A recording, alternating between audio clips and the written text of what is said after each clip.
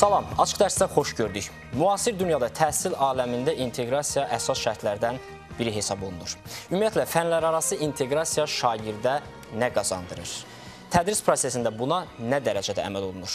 Açıq dərsin bugünkü mövzusu fənlərarası inteqrasiya və bu inteqrasiyaya əsaslanaraq hər il ənənəvi olaraq keçirilən Fənlərin Dostluğu Olimpiyadasıdır.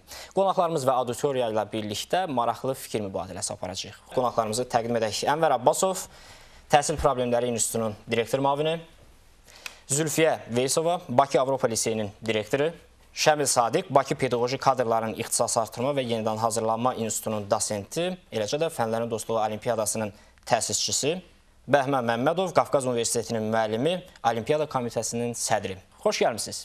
Ənvər müəllim, təhsilin yeni məzmununda da fənlərarası əlaqə vacib şərt kimi qoyulur. Ümumiyyətlə, inteqrasiya, yəni fənlərarası əlaqənin əhəmiyyəti nədir? İnteqrasiya qlobal dünyanın, təhsil dünyasının ən zəruri cəhətlərindən hesab olunur.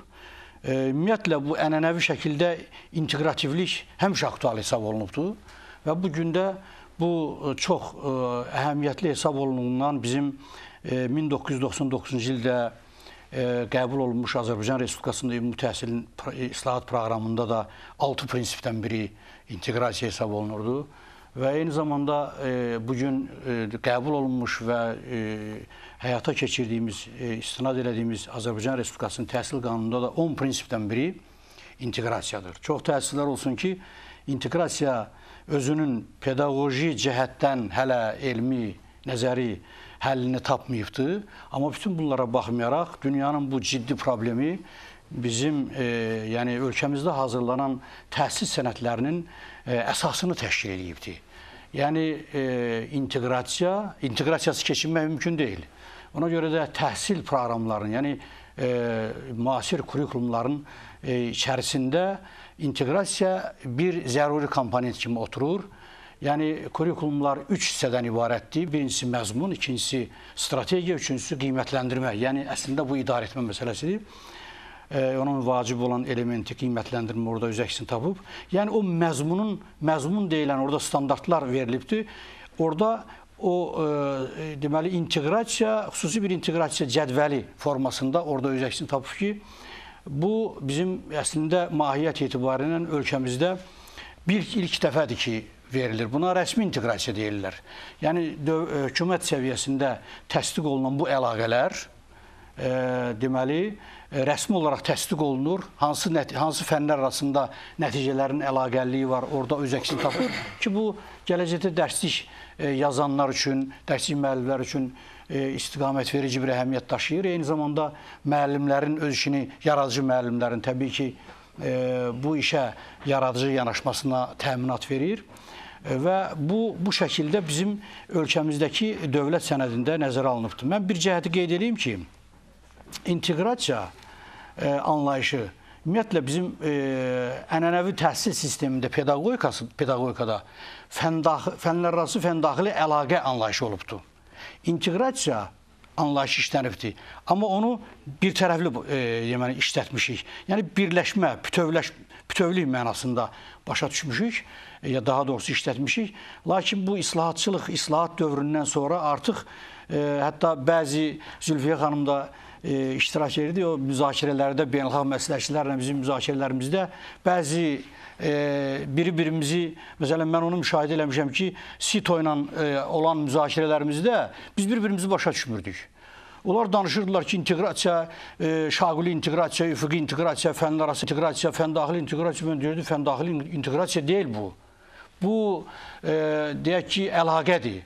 Sonradan məlum oldu ki, elə əlaqə də inteqrasiyadır və dünyada bunu inteqrasiya kimi istifadə edirlər və biz də təbii ki, o demək yanaşmaya istinad elədik və hökumət sənədlərində onu fəndaxili, fənlərarası inteqrasiya, rəsmi inteqrasiya, qeyri-rəsmi inteqrasiya oldu ki, müəllim özü təlim prosesində özü inteqrasiyanı aparır, qurur. Yəni, bu, burada sərbəstdir müəyyən mənada.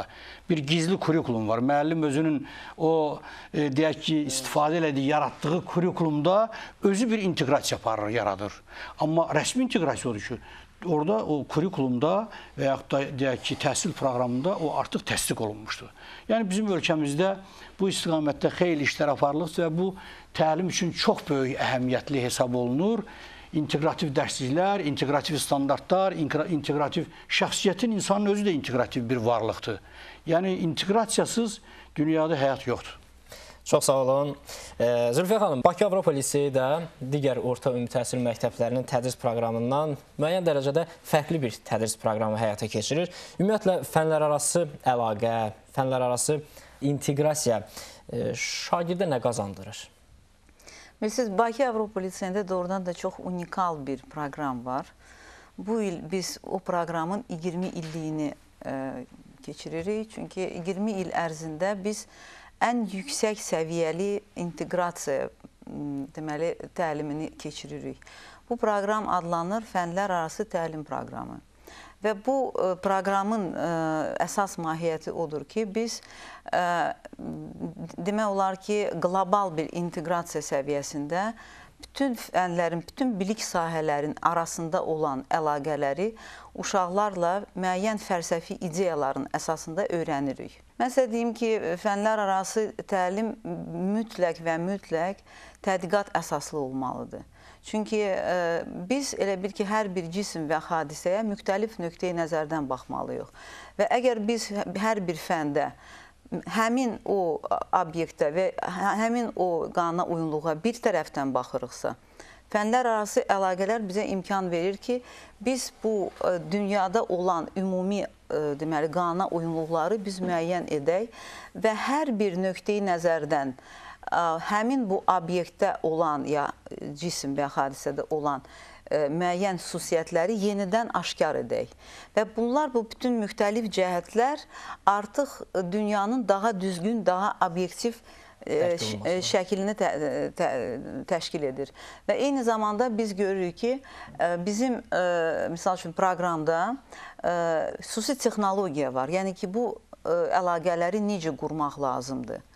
Və əlbəttə ki, bizim bugünkü kurikulum islahatında mən də istəyərdim ki, bizim misal üçün 20 illik təcrübəmiz hansı dərəcədə bilmirəm, ancaq müəyyən dərəcədə heç olmasa əks olsun. Çünki biz artıq o texnologiyaya malik, yəni ki, bu hansı metodologiya var ki, həmin bu fənlər arası təlimi biz həyata keçirək. Və mən sizə deyim ki, onların təsiri də ondan ibarətdir ki, bizim misal üçün şagirdlərə tamamilə fərqli bir dünya görüşü formalaşır.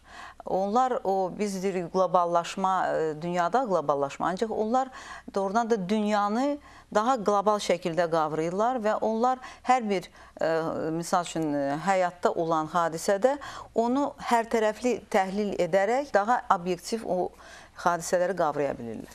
Çox sağ olun, təşəkkür edirik və Şamil müəllim, ümumiyyətlə bu fənlər arası əlaqəni həyata keçirən müəllimdir və müəllimin bacarığı burada əsas şərtlərdən biridir. Ümumiyyətlə, müəllim necə davranmalıdır bu işdə? Müəllimdən hansı bacarıqlar tələb olunur fənlər arası inteqrasiyanı həyata keçirməkdə? Əvvəl mənim çox gözəl qeyd elədi. Bu fənlər arası əlaqənin inteqrasiyanın bugünkü təhsilimizdə texnoloji tərəfdən problemlər də var. Amma mən elə bilirəm, yaradıcı müəllim üçün sinifdə onun bütün imkanları var. Yəni, onun keçdiyi dərs metodları istənilən fənn olsun və birinci şərt odur ki, müəllim, yəni istədiyimiz odur ki, yəni fənlər arası inteqrasiyanın mahiyyətinin kökündə, əsasında odur ki, bir insan ətraf mühitə, yəni bütün sahələrdən baxa bilsin.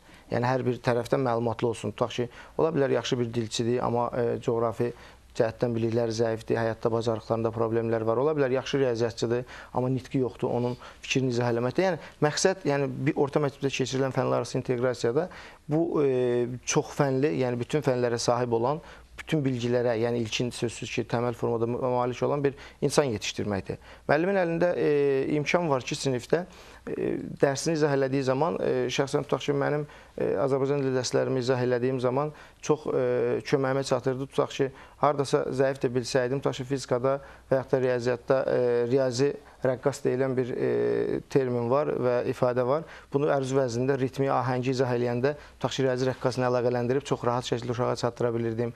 Və yaxud da bizim Azərbaycan dilində köməkçi feillər 2-3 dənədir, konkret olaraq izahında çətinlik çəkirsən.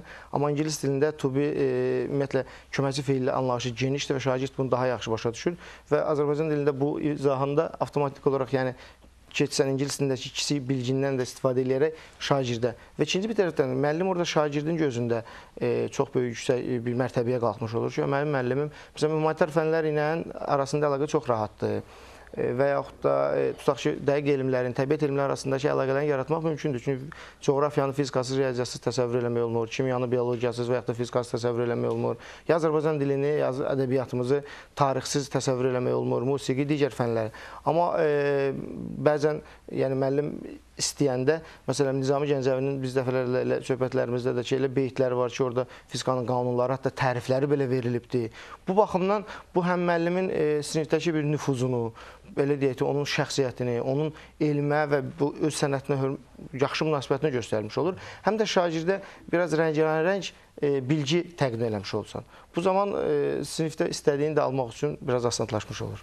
Çox sağ olun. Bəhmə müəllim, siz Qafqaz Universitetinin müəllimi kimi həm də eyni zamanda Olimpiada Komitəsinin sədrisiniz və şagirdlərin biliyinin qiymətləndirilməsində olimpiadalar xüsusi önəm daşıyır. Olimpiadalarda fənlərarası əlaqə yox, adətən biz bir istiqamət üzrə olimpiadalarla qarşılaşırıq. Riyaziyyat üzrə, fizika üzrə, kimya üzrə. Ümumilikdə bu olimpiadalarda fənlərin inteqrasiyası şəraitində bir olimpiyadanın keçirilməsini necə dəyərləndirirsiniz? Təşəkkürlər Orxan müəllim, düz qeyd ediniz. Ümumiyyətlə, universitetdə, istər orta məktəblərimizdə olimpiadalar əsas 5 fən üzrə aparılır. Riyaziyyatdır, kimyadır, biologiyadır, fizikadır, informatikadır. Biz əsas layihə olimpiyadasından mən qısa bir məlumat vermək istəyirəm. Yəni, bizim orta məktəblərimizdə dərs şagirdlərimizi 4 divar arasında sıxışdırmamaq lazımdır. Yəni, sıxışdırmamalıq olmağımızı düşünürəm. Yəni, biz şagirdlərimizi həyata hazırlamamalıyıq. Həyatı şagirdlərimizin mühitinə gətirməliyik və onlara o formada layihələr verib, o formada yetişdirməliyik. Yəni, artıq biz 11 il ərzində şagirdlərimizi həyata hazırlayırıq. Bu sözü bir kənara qoyub, tamamilə həyatı sinifə gətirməliyik. Və elə tədris metodları, təhsil formaları var ki, məsələn, dünyada olan formalardan bir iki misal vermək istəyirəm. Məsələn, Dalton planı var, Vinetka modeli var. Tekrarlı metodu vardır. Bunlar tamamilə sinif sistemini yox eləyir, qiymətləndirmə sistemini yox eləyir. Şagird tamamilə sərbəstdir, kitabları tamamilə yox eləyirlər. Bayaqlar Ənvər müəllim də qeyd elədi. Yəni, artıq hər şeyi şagirdin özünə buraxırıq. Bu nöqtə nəzərdən də əlavə olaraq, yəni layihələrin verilməsi çox önəmlidir. Bu layihələrdə, məsələn, biz Qafqaz Universiteti olaraq şagirdlərimizi, tələblərimizi qiymətləndirmək üçün məcburi dönəmçi aktivitələr var. Burada, məsələn, biz riyaziyyat müəllimi olaraq burada şagirdləri, tələbələrimizə elə bir layihə verməliyik ki, tələbə onu çox asan, sadə şəkildə izah edə bilsin və yaxud da ki, əyani şəkildə izah edə bilsin, araşdırmalar aparılsın, imkan varsa, digər fənlərlə də əlaqə qurula bilirsə, qurulsun. Çünki bu gün universitetlər arası diyaloq getdikcə çoxalır. Bunun səbəbi nədir? Nəyə görə buna ehtiyac var? Bugün elm tamamilə öz zirvəsinə yaxın bir səviyyə çatıbdır. Nə deməkdir bu? Riyaziyyat bugünkü elm olaraq, bugünkü elmdən 100 il qabaqda gedir. Yəni, 100 il sonra da bugünkü fizikanın, kimyanın qarşısına hansı problem çıxarsa, riyaziyyat fəni onu bu gündən həll eləməyə qadirdir, həll eləyib. Yəni, bu gün artıq riyaziyyatdan bir yenilik tapmaq, özü öz daxilində bir yenilik tapmaq bir balaca çətinlik yaradır. Bunun üçün nəyə müraciət edilir? Fənlər arası diyaloqa.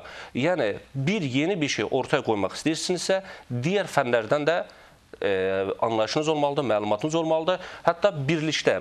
Yəni, burada qısa bir, qaba da olsa bir misal vermək istəyirəm. Yəni, professorlarımız, bunu bir kitabda oxumuşdum. Professorlar orada 3 yerə bölünür. Yəni, bəzi müqayisə cəhətdən deyilir, özü öz daxilində həzm eləyir, süzür, süd formasında tələbəyə təqdim edir. Birisi olduğu kimin gətirir, alır dimdiyində və ya dodağında gətirir, öz balasına təqdim eləyir bu formada.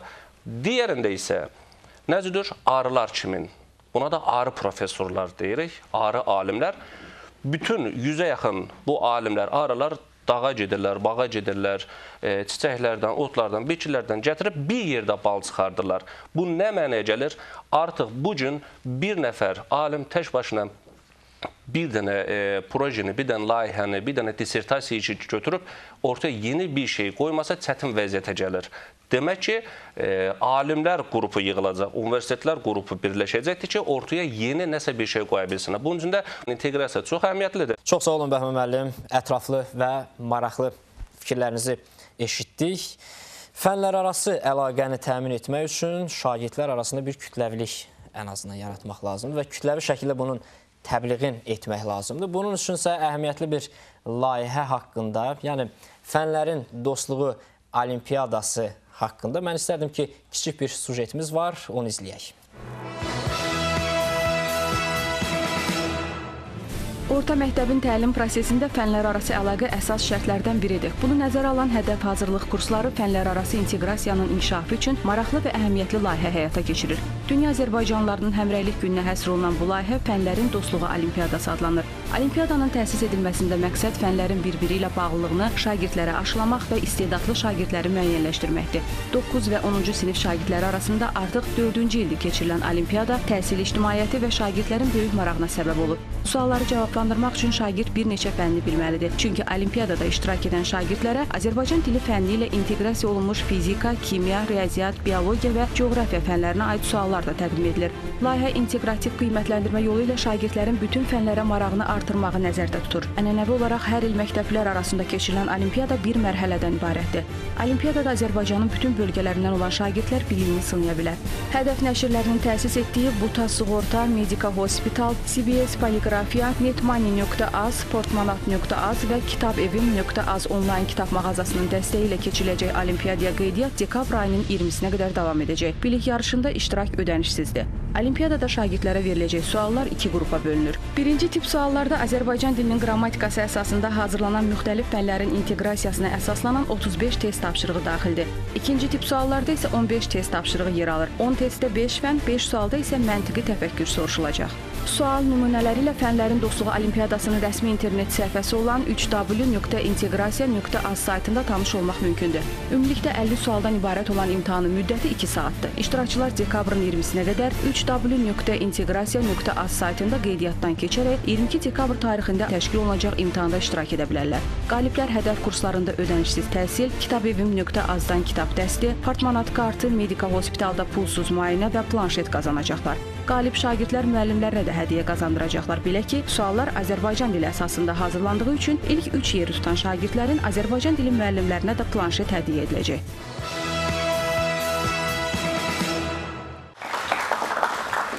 Artıq 4-cü ildir bu olimpiyada keçirilir və olimpiyadada iştirak edən, eləcə də olimpiyada üçün sualları tərtib edən müəllimlərimiz, eləcə də şagirdlər iştirak edir auditoriyamızda.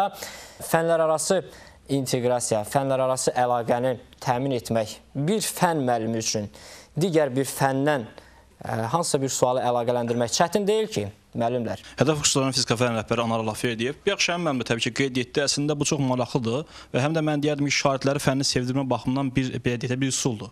Çünki dərsləri istər-istəməz izah edərkən bəzən həmin fənnin çətin hissələri olur ki, şagirdlər bunu anlaya bilmir.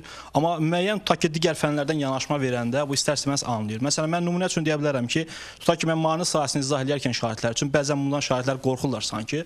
Amma Nizami Gəncəvdən bir dənə stat gətirən kimi istər-istəməz yaxınlaşma olur.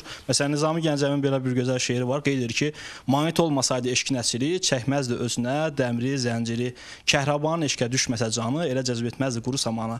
Artıq bu yanaşmadan sonra istər-istəməz şagirdlər mən hesab edirəm ki, məsələyə daha maraqlı yanaşırlar və sanki onu sevərək yanaşırlar. Və bu zaman təbii ki, məsələnin daha dolğun şəklində anlamasına bu imkan yaradır, mən hesab edirəm ki. Buyurun. Anar müəllim, siz asan bir hardasa əlaqələndirməni elədiniz. Hər halda çətin də əlaqələndirməni. Təbii ki, var təbii ki. Mən sadəcə ümumi auditoriya üçün maraqlı olsun deyə bunu stat gətirdim. Siz ixtisasca fizika müəllimisiniz.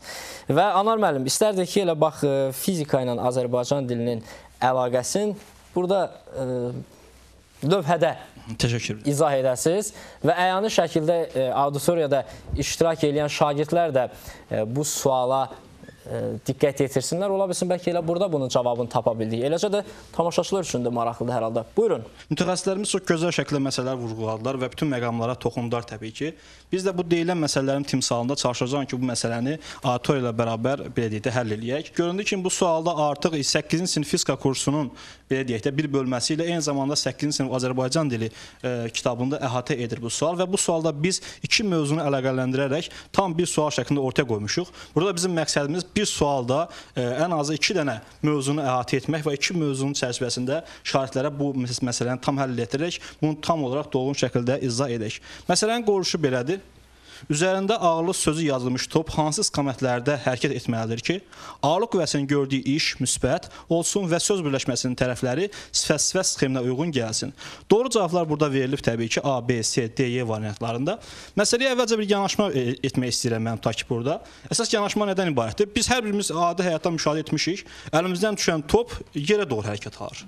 Bu isə onu göstərir ki, deməli, təbii ki, bu cisimlər yer tərəfindən cəzb olunur və bu bizə imkan verir ki, deyək ki, deməli, cisimlər yer tərəfindən cəzb olunan bir qüvvə var. Məsələn, mən qeyd edə bilərəm ki, cisimlərin yer tərəfindən cəzb olduğu qüvvə ağırlıq qüvvəsi adlanır. Mən də bu sualla yanaşmaq istəyirəm bu auditoriya iştirakçılarına ki, sizcə hansı istiqamətlərdə toplar hərəkət etsə, ağırlıq qüvvəsinin işi məhz müsbət ola bilər? Buyurun. Kimlərsə cavab vermək istəyirsə cavab verə bilər. Buyurun. Əliyev Rəşid, Atatürk liseyi şagirdi. Deməli, biz bu sualda bildik ki, ağırlıq qüvvəsinin işi o zaman müsbət olur ki, cisim aşağı doğru hərəkət edirsə, qüvvə və yer dəyişmənin istiqaməti eyni istiqamətdə olduğundan ağırlıq qüvvəsinin gördüyü işdə müsbət olacaq. Buna görə də biz əsasən baxmalıyıq ki, cisim hansı istiqamətlərdə aşağı doğru hərəkət edir və buna əsasən də cavabı tapmalıyıq. Biz bildik ki, ağıllı sözü aşağı hərəkət elədiyi variantlar danışan, qoca və cavan variantlarıdır. Bildik ki, danışan sözü feili sifəti olduğundan bu sifət sxeminə uyğun gəlmir. Ancaq ağıllı, qoca və ağıllı cavan sözləri həm ağıllı sözü, həm cavan sözü, həm də ağıllı və qoca sözü sifət sxeminə uyğun gəldiyindən variant bu olaraq düz götürülür. Hansı variant oldu? Qoca, cavan, D variantı. Tamamilə doğrudur, bəli, Rəşid düzgün qeyd elədi. Bəlkə Rəşid alqışlayaq bir. Və mən bir şey əlavə etmək istəyirəm təbii ki. Burada artıq biz bir daha onu göstərməyə çalışdıq ki, təkcə bunun fizika tərəflərini bilməklə məsələni həll etmək imkanımızdan xaricdir. Məsələn, tutaq ki, burada ağırlı danışan, ağırlı qoca, ağırlı cavan hər biri uyğun gəlir təbii ki, ağırlıq qüvvəsinin gördüyü işin müsbət olmasına. Amma Rəşidin də qeyd etdiyi kimi, təbii ki, burada ağırlı danışan bizim Azərbaycan dili təbii ki, sualımızı tam o şəkildə ödəmədiyindən doğru cavabımız məhz D variantında əks olundu. Bir daha biz bir dənə sualı qoymaqla, təbii ki, bu sual bilirsiniz ki, adi həyatda tez-tez rast gəldiyimiz bir prosesdir. Biz bu hadisəni tez şəkildə ortaya qoymaqla bu hadisənin mahiyyətini ortaya çıxartmağa çalışdıq və eyni zamanda Azərbaycan dili ilə əlaqələndirərək bu bölməyə uyğun olan söz birləşməli mövzusunu da yenidən şagirdlərə mükəmməl şəkildə öyrətməyə çalışdıq. Diqqətinizə görə çox sağ olun, təşəkkür. Çox sağ olun Anar müəllim, təşəkkür edirik. Və qeyd edim ki, təbiət elmlərin fizika ilə, biologiyanı, coğrafiya ilə fizikanı əlaqələndirmək çox asandır. Amma Azərbaycan dili ilə fizikanı əlaqələndirmək o qədər də asan deyil. Mən gördüyüm qədər Anar müəllim, sual da o qədər asan deyildi. Amma hər halda bunun öhdəsində gələn şagirdimiz tapıldı. Ənvər müəllim, necə dəyərləndirirsiniz ümumiyyətlə bu tip sualları? Bu tip suallarla qarşılaşan şagird hansı bilik və bacarıqları qazanır? Mən düşünürəm ki, bugünkü təhsil siyasəti məhz bu prosesə, bu işə yönəlibdir. Ki, yəni bizim uşaqlarımızın təfəkkürü, düşüncə tərzi inkişaf eləsin, onlarda bir yaradıcı təfəkkür, kreativ bir bacarıqlar formalaşsın, ondan sonra nəyisə müqayisə eləsin, axtarsın, müəyyən mənada əlaqələndirsin və özü nəyisə bir quraşdırsın, konstruksiya eləsin və desin. Yəni, burada təbii ki, əsas məsələ o şagirdin təfəkkürünün inkişafıdır. Yəni, onun yaradıcı təfəkkürünü inkişaf elətdirmək. Bugünkü təhsil sistemi, bu islahatlar da ona yönəlibdir. Nə üçün bu islahatlar aparılır?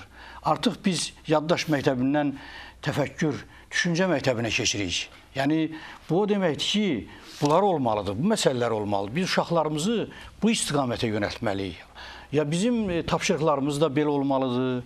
öyrətdiyimiz biliklərimiz də belə integrativ olmalıdır, əlaqəli olmalıdır ki, biz sadəcə artıq bayaq çox yaxşı fikir söylədi Bəhmən müəllim ki, bu biliklərə də aiddir müəyyən mənada ki, yəni bugün fərdin yazdığı o qədər məqbul hesab olunmur. Bugün biz cəmiyyətə ictimai fikir veririk, ictimai fikrin nəticələrini verə bilərik. Biz subyektiv mülahizələri verə bilmərik. Artıq 30-40 il bundan əvvəl yazılan şeylər fərdi adamların düşüncələrini verirdi ki, məktəb ondan istifadə edir. Bu günlərin işçi qruplarının əməyinin nəticəsini veririk. Bugün ictimai bir düşüncənin nəticəsini veririk. Cəmiyyətin, deyək ki, düşüncələrinin nəticələrini verməliyik. Bu mənada bu çox vacib olan bir məsələdir ki, və mən düşünürəm ki, bizim proqramlarımızda, dərsliklərimizdə bu elementlər güclü olmalıdır, güclü şəkildə olmalıdır. Və bu çox yaxşı təcrübədir ki, bayaq mən bir misal çəkdim ki, deməli, 5-ci sinifin testində beynəlxalq miqyasda da testlər belə qoyulur. Sülfiyə xanım yəqin ki, bunu daha yaxşı qarşılaşıb bundan ki, yəni bir də görürsən elə bir test qoyur ki, sən orada coğrafiya biliklərini, fizikiyə aid, kimya aid biliklərdən istifadə etməlisən. Hansı ki, bu ana dilindəndir. Yəni burada da bunun elementi görükür. Yəni bu son dərəcə müasir, son dərəcə lazımlı, bugünkü bizim gələcəkdə bizim cəmiyyətimiz üçün lazım olan insanları biz belə yetişdirə bilərik. Mən çox bəyəndim və təbii ki, mən tanışam bu prinsiplərlə, yəni bu hədəf kursunun da işlərindən tanışam. Eyni zamanda fənlərin dostluğu olimpiyadasındakı olan bu integrativ yanaşmalar bugünkü aktual, müasir səslənən məsələlərdir və mən elə başa düşürəm ki, biz bunu daha çox artırmalıyıq, qüvvətləndirməliyik. Və layihəni qeyd edim ki, təsisçisi olan Şamil müəllim ümumiyyətlə biraz bu layihə haqqında qısaca məlumat versin ki, ildən ilə maraq hansı səviyyədə oldu Şamil müəllim? Yəni ilk bu olimpiyadaya qoşulan, özün o fənlərin dostluğu olimpiyadasında sınağa çəkmək istəyən şagirdlərin sayı ilə illər sonraki say arasında fərq dəyişdimi? Deməli, Orxan müəllim, birinci onu deyir ki, təsis sizdən öncə ideya müəllifiyəm. Ən əsas odur ki, ideya yarandı. İlk dəfə elə Ənvər müəllimgilin o vaxt mərkəzində kurikulum, mən milli məsləhətçi kimi çalışanda bu kurikulumla ilkin tanışlıqda sözsüz ki, yəni yeni işə başladığım ərəfələr idi və fənlər arası əlaqə, fənlərin inteqrasiyası təhsilimizdə tez-tez səsləndirilən sözdür. Amma mən düşündürəm, məsələ olur ki, bəs bunun qiymətləndirilməsi. Əgər mən sinifdə fənlərdən istifadə edib əlaqə yarada bilərəm. Amma insan təqribən bütün şagirdlərimizin də belə deyək bir nöqtəyə xüsusi olaraq yönlənmiş bir məsələ var ki, şagirdlər qiymətləndirmə olmayanda biraz dərsə o qədər də diqqətlə yanaşmırlar. Və ola bilər ki, biz bunu görək, fənləri əlaqələndirsək nə baş verək? Və ilk dəfə sualı 2009-cu ildə idi, hədəf kurslarının sınaq imtahanında saldım və onun bir analizinə baxdım ki, onda çox fənli inteqrasiyadan bir sual qoymuşdum 3-cü qruplarda ki, Azərbaycan dilinə aid olan bir bağlayıcı soruşulurdu. Bu cavabı tapmaq üçün bir misal həll eləməli idi, kimyadan bir düsturu və yaxud da nə bilim bir maddəni bilməli idi və s. və s. Çox maraqla yanaşılmışdı. Düzdür, uşaqlar, ay müəllim, bu nəyə lazımdır, bu bizi incidəcək deyənlər də oldu, amma 70-80% düz yazmışdı. O demək ki, artıq test qiymətləndirmə vasitəsi işləmişdi və ideya da yarandı. 2010-cu ildə hədəf kursları bunu təsis elədi, dəstəyi ilə həyata keçirdi ilk dəfə və 2010-cu ildə biz bunu niyə yəni əlamətlər bir günə də elə belə ithaf elədi. Çünki Dünya Azərbaycanlıların həmrəylik gününə həsr olunmuşdu və məqsəd də həm fənlərin həmrəyliyini, həm də elə Azərbaycanlıların həmrəyliyi. Çünki bunun son mərasimi, yekun mərasimi ki, dekabrın son günlərində qeyd olunur, mükafatlandırma mərasimi. İlk qalibimiz də Azərbaycanda yəni öz təhsili ilə, yanaşmaları ilə, interaktiv metodlarla dərs keçən Zülfü xanım məktəbində, yəni Avropa liseyinin şagirdi oldu. Aysel xanım idi, birinci yerə çıxdı.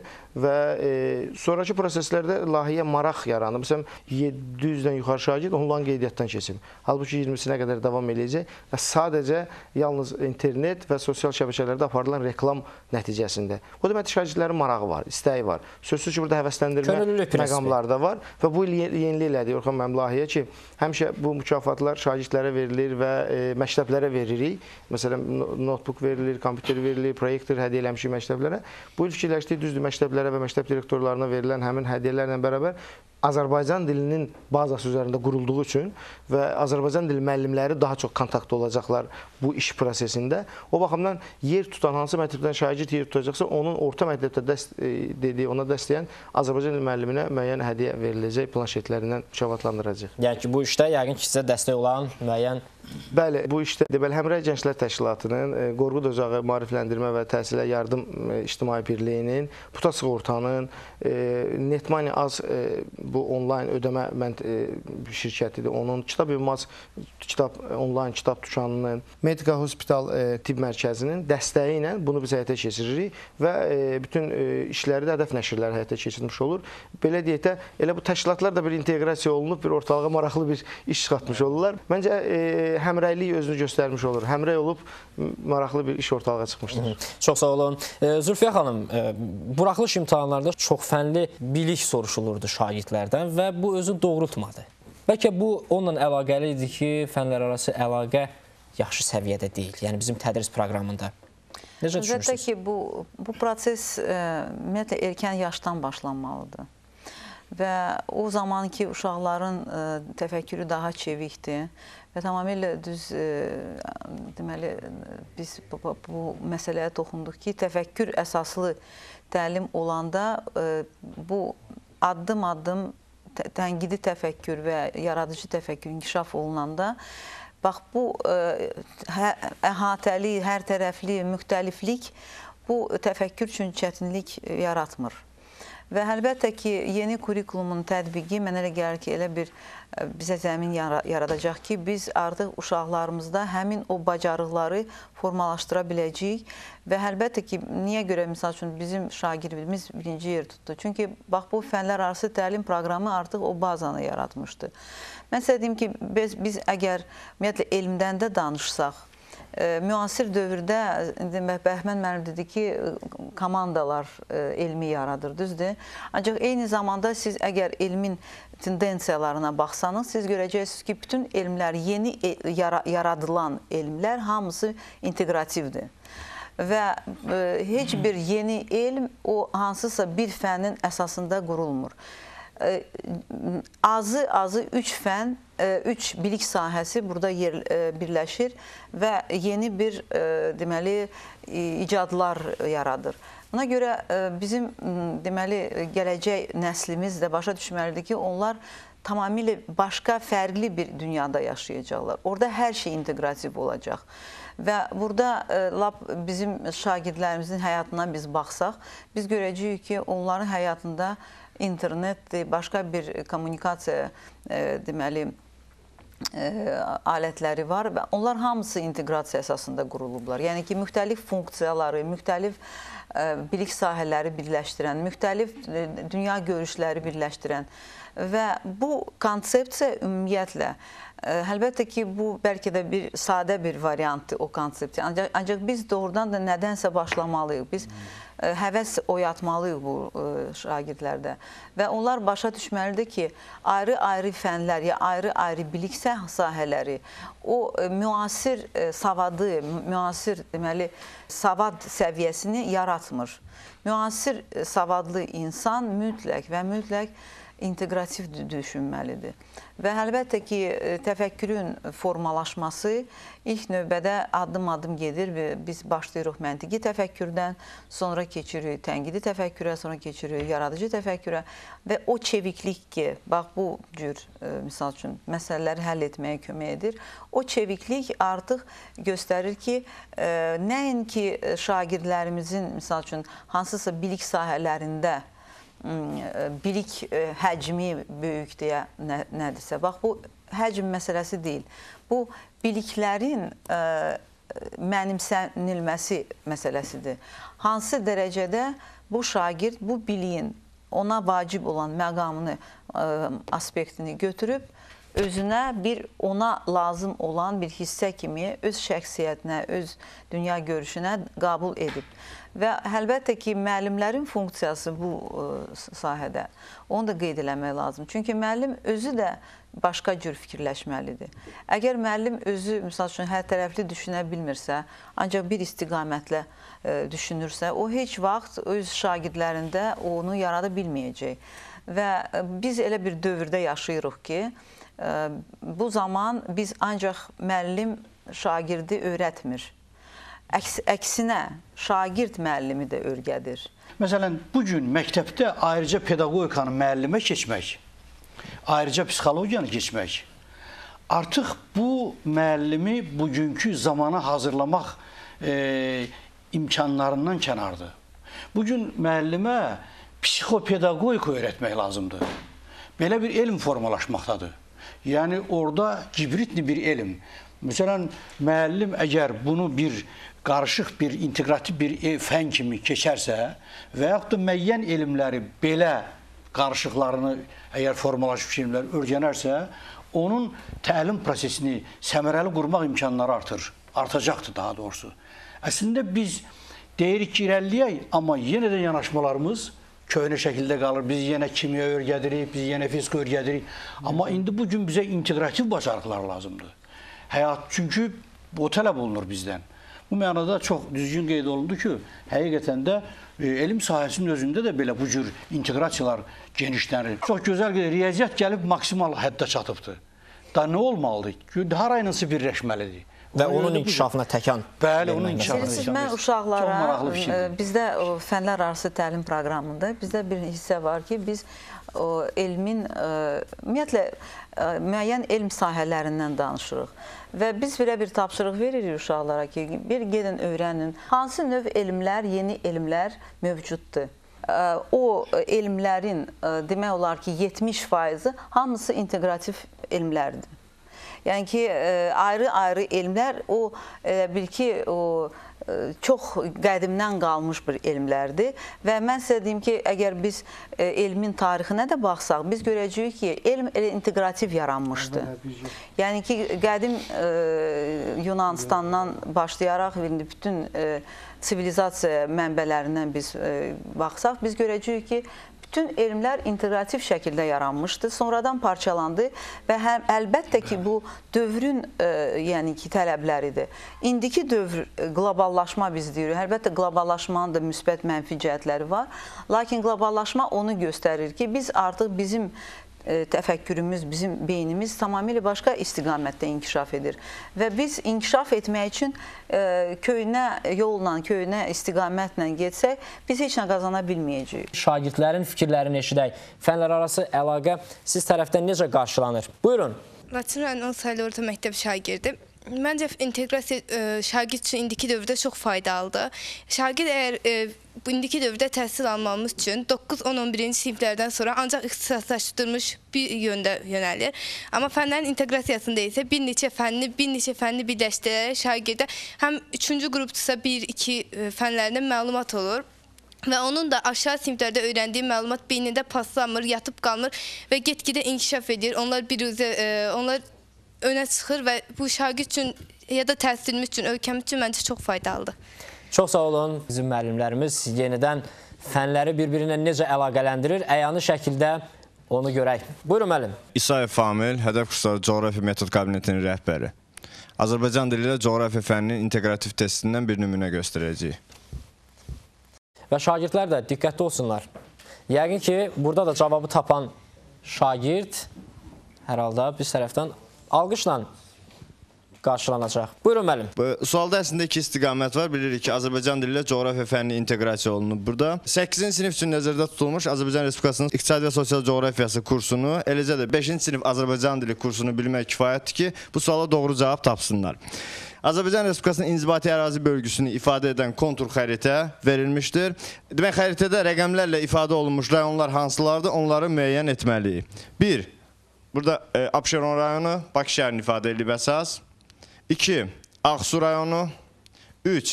Şəki şəhəri və Şəki inzibati rayonu. 4. Füzuli rayonu. 5. Yardımlı rayonu.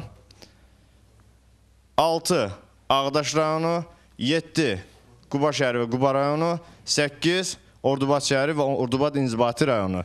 Sualın şərtində də belə deyilir. Xəritə üzərində verilmiş rəqəmlərə uyğun gələn hansı inzibati rayonun adı mürəkkəb isimdir? Mürəkkəb isimdir. Mürəkkəb isimlərdə burada yəqin ki, adların verdiyimiz rayonların hamısı bitişi yazıldığı üçün adı bitişi yazılan mürəkkəb isim olmalıdır. Yerdən cavab vermək istəyən varmı? Abbasov Rəşid 26 nömrəli tam orta məktəbin şagirdiyim. Burada Fahmi müəllim qeyd elədi ki, coğrafiya fənninə aid bütün elementləri Fahmi müəllim qeyd elədi. Burada Azərbaycan dilinə aid əsas cavabı qeyd eləmək lazımdır. Yəni burada ikinci qeyd eləmiş yer Ağsu şəhəri idi dərsən. Bir də 6-cı qeyd eləmiş yer Ağdaş şəhəri idi. Bunlar ikisi mürəkkəb isimlərdir və ona görə də cavab 2+B variantı. Tamamilə doğru cavabdır. Almışlayaq. Amma burada bir məsələ var ki, Famil müəllim burada sualın əsas hissəsinin özü dedi. Çünki rayonların rəqəmləri göstərilmiş hansı rayonlardır, bax bunu bilmək əsas şərtdir. Ölkəmizi nə dərəcədə tanıyırıq? Yəni xəritəyə baxdığımız zaman adı yazılmadığı halda biz o rayonun yerini dəqiq bilirikmi? Bunu bilmək lazım idi. Əsas düzdürmü? Sualın çətin tərəfi hər halda Famil müəllim siz tərəfdən izah olundu. Amma buna baxmayaraq Azərbaycan dili bilgisi şagirdimizdə yaxşı səviyyədədir ki, cavab düzgün qeyd olundu. Buyurun müəllim. Azərbaycan xəritəsini burada verməkdə elə məncə cəmiyyətimizə, öz şagirdlərimizə ən böyük mənəvi tərbiyəni vermiş oluruq ki, Azərbaycanın bütövlüyün, Azərbaycanın tamlığın, Azərbaycan inzibati rayonlarının yerini mükəmməl şəkildə öyrənsinlər. Çox sağ olun, təşəkkür edirik. Və yenidən istərdim ki, auditoriyaya üz tutaq və şagirdlərimizin fikirlərini eşidək. Buyurun. Aytan Hüseynli, 2 sayılı məktəb liseyin 11-ci sinif şagirdi. Fənlərin Dostluq Olimpiyadasında 2-ci yerin sahibi. Ötən il 2-ci yeri qazanmışsınız. Neçə suala düzgün cavab vermişdiniz? 38. 50 sualdan 38. Yaxşı göstəricidir. O sualların qoyuluşu, o sualları şagird üçün cavablandırmaq nə dərəcədə maraqlıdır? Yəni, digər olimpiyadalardan fərqli olaraq Fənlərin Dostluq Olimpiyadası daha cəlb edicidir. Çünki burada yalnız bir fənnə aid suallar deyil, müxtəlif fənlərin inteqrasiyasından yaranmış suallardır. Və həmin sualları həll eləyərkən istər-istəməz, yəni dərs prosesində keçdiyimiz bütün biliklər beynimizdə canlanır və onları həmin testə yönəldirik. Alınan nəticə isə doğrudan da həzz verici olur. Biz bilirik ki, fizikanın qanunların bu şifahi xalq ədəbiyyatı ilə, xüsusən də atalar sözləri ilə əlaqələndirmək şagird üçün biraz asandır. Bəlkə şagirdlərdən birindən eşidək elə. Buyurun. Günay Zamanlı, Sumqayıt Şəhər Texniki və Təbiət Elmlər Liseyinin şagirdi. Məsələn, fizikada biz keçmişik ki, əgər cismə təsir edən qüvvə vektorları eyni istiqamətlidirsə, bu zaman əvəzləyici qüvvəni tapmaq üçün sadəcə olaraq onların modullarını toplamaq. Yox, əgər əks istiqamətlidirsə, yəni onlar arasındakı bucaq 180 dərəcədirsə, bu zaman əvəzləyici qüvvəni tapmaq üçün sadəcə onların modullarını çıxmaq lazımdır. Yəni, Azərbaycan dilində ədəbiyyatda belə bir atalar sözü vardır ki, güc birlikdədir. Yəni, əgər bir istiqamətə qüvvələr təsir edirsə, bu zaman həmin istiqamətdə əvəzləyici qüvvənin modulu daha böyük olur. Müəllim, düzdürmü? Və mən bir də şey də əlavə etmək istəyərdim ki, el gücü, sel gücü. Yəni, bu məsələ tam şəkildə... O da ona uyğun gəlir. Maraqlı inteqrasiya idi. Buyurun, Bəhmə müəllim. Yəni, bir şey bilsinlər şagirdlərimiz ki, yaradıcı düşünmək üçün, biraz öncə əvvəlcə qeyd olunur, dahi olmağa ehtiyac yoxdur. Sadəcə eyni bir hadisəyə fərqli cəhətdən baxsaq bəs eləyir. Məsələn, stolumuzun üstündə açıq dərs yazılır. Biz bunu bu bucaq altında görürük. Yəni, bir də çıxıb oradan baxsaq necə görünəcək. Və yaxud da ki, əgər baxmışsınızsa bir film var, Ölü Ozanlar Dərnəyi. Orada müəllim gəlir sinifə, çıxır stolun üstündən sinifə baxır və bütün şagirdlər də çıxardı stolun üstündən bir sinifə baxsınlar. Yəni, yaradıcı düşünmək üçün hər kəsin görə bilmədiyi şey görmək bəs eləyir. Baxış tərzimizi dəyişsək, tamamilə ortaya yaradıcılıq çıxacaqdır. Məsələn, 1-ci sinifdən 11-ci sinifə qədər şagirdlərimizdə yaradıcılığı düşünmək üçün qeyri-adi alışmadığımız, bizə görə məntiqsiz gələn cümlələrlə də onları inkişaf elətdirə bilərik. Məsələn, bütün maşınları sarı rəngdə rəngləsək nə olar? 1-ci sinif şagirdi bunun cavabı verə bilərmi? Newtonun 4-cü qanunu olsaydı, 5-ci qanun olsaydı nələr olardı? İnsanla kitab arasındakı oxşarlıq nədir? məktəblə ağac arasındakı bənzərlik nədir? Bu tipli qeyri-adi və yaxud da ki, çörəyin arasına sadə, gülməkli belə olsa, çörəyin arasına almanı qızardıb qoysaydıq, yesəydik necə olardı? Adi bir şeyə fərqli baxış tərzi. Demək ki, eyni hadisəyə ayrı-ayrı cəhətlərdən baxanda yenilik ortaya çıxır. Bu yeniliyi uşaqlarımızdan almaq lazımdır. Yəni, qısacası Sokratın 2200 il bundan qabaq deyil, o metodunu gətirmək lazımdır. Yəni, Sokrat nə cür metoddan istifadə edilirdi? Yəni, Sokrat deyir ki, bir insan sonradan heç bir şey öyrənə bilməz. Biz sadəcə ona beynindəkiləri üzə çıxardırıq. Sokrat öz tələbəsinə bir teoremin isbatını verərkən, bu belə deyilmi? O deyir, bəli. Bu belə olsaydı, belə olmayacaqmı? O deyir, bəli. O zaman bundan bu çıxırmı? O deyir, bəli. Mən bunu isbat eləmədim ki, sən dedin bunu. Yəni, o bizim beynimizdə var, sadəcə onu şuurlu şəkildə ortaya çıxartmalıyıq. Yəni, bu olimpiyada layihələrin məqsədi budur. Şagird teorinin isbatını verərkən analitik isbat var, sintez üsulu ilə isbat var. Yəni, isbat metodları çoxdur. Əksini fərz etmənin isbat var. Əvvəlcə fəlsəfədəki o əksini fərz etmək, yəni yalan olduğumu, yalanını inkar edirəmsə belə bir isbat metodlar var. Bu isbat metodlar çox əhəmiyyətlidir. Yəni, olimpiyadalar yaradıcı düşünməni dəhşət, ifrat şəkildə inkişaf elətdirir. Çox sağ olun maraqlı fikirlərinizə görə və bir istiqamət yox, bir neçə istiqamət, yəni çoxfənli inteqrasiyanın tətbiqini biz biraz sonra əyani şəkildə görəcəyik. İstərdim ki, bunu hansı müəllimimiz həyata keçirəcək? Əvvəlcə onun fikirlərini eşidək, sonra isə çoxfənli inteqrasiyanı əyani şəkildə görək. Buyurun. Təşəkkür edirəm hər kəsə. Özümü təqdim edeyim. Xankişiyev Məhəmməd, Hədəf Kursları Azərbaycan Ədəbiyyat Metodu Birləşməsinin ədəbiyyat fən rəhbəriyəm. İki fənli inteqrasiyaların yaradılması bir qədər rahat olur, nəinki çox fənli inteqrasiyaların. Buyurun Məhəmməd müəllim, sizi lövhənin yanında qarşılayaq. Baxaq məsələmizə, qoyulan şərtimiz nədir? Soruşulur, verilən fiqurların perimetrləri cəmi aşağıdakılardan hansına uyğundur? Auditoriyadan kömək istəyəcəm, hərçənd ki, yəqin ki, təxminən bir 6-cı sinif həcmində olan bir tapşırıqdır. Düzbucaqlı üçbucaq verilibdir və iki tərəfinin, yəni katetlərinin ölçüsü verilibdir. Gəlin hipotenuzu hesablayaq, tapaq və ondan sonra perimetrini hesablayarıq. Buyur. Sadıqlı Ayaz, 6 nömrəli tam orta məktəbinin 11-ci sinif şagirdiyəm. Burada gördüyümüz kimi düzbucaqlı üçbucaq verilib, Pifagor teoremindən istifadə edirik. Burada hipotenuzu tapmaq üçün kök altında katetlərin kvadratları cəmini tapırıq və burada hipotenuzu 15-ə bərabərdir. Bundan sonra üçbucağın perimetrini tapırıq, 15, 12 və 9. Digər deməli fiqur isə düzbucaqlıdır. Düzbucaqlıda 8, 5 və 10-dur tərəfləri. Bunun da eyni olduğu kimi perimetrini tapırıq. Eyni ilə uzunluğunu toplayıb 2-yə vururuq. Variantlara baxdıqda... Variantlara elə tələsmə, deməli cavabımız perimetri 37 alınmış olacaq. 37. Və 36 ilə 37-ni toplayırıq. Cavabımız olacaq... 73. 73. 73. 73 cavabını aldıq. Artıq indi məsələnin verilmiş variantlarına keçmiş oluruq. Məsələn, saf suyun qaynama temperaturuna bərabərdir. Auditoriyadan kömək istəyəcəm. Saf suyun qaynama temperaturu?